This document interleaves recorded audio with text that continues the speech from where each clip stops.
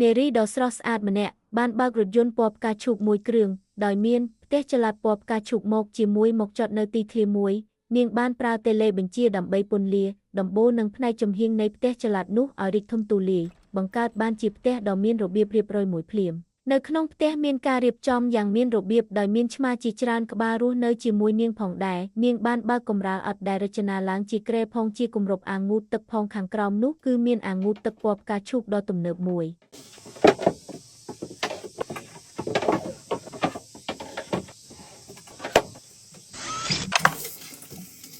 នាងបានដាក់ដុំសាប៊ូចូលទៅក្នុងអាងទឹកបន្ទាប់មកក៏អង្គុយងូតទឹកយ៉ាងមានក្តីសុខមេលទៅទេសភាពដ៏ស្រស់ស្អាតនៅខាងក្រៅជាមួយនឹងអាកាសធាតុដ៏ល្អ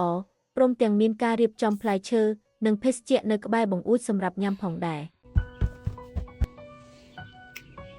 នាងបានចម្អិនចាហ៊ួយពណ៌ខៀវស្រស់ស្អាតនៅលើចង្ក្រានអគ្គិសនីយ៉ាងយកចិត្តទុកដាក់មុននឹងចាក់វាចូលទៅក្នុងពុម្ពនិងតុបតែងបន្ថែមដោយស្ករគ្រាប់រាងផ្កាតូចយ៉ាងប្រណិតធ្វើឲ្យមើលទៅគួរឲ្យស្រឡាញ់និងទាក់ទាញជាខ្លាំងបន្ទាប់មកនាងបានរៀបចំតូអាហារតូចមួយយ៉ាងកក់ក្ដៅ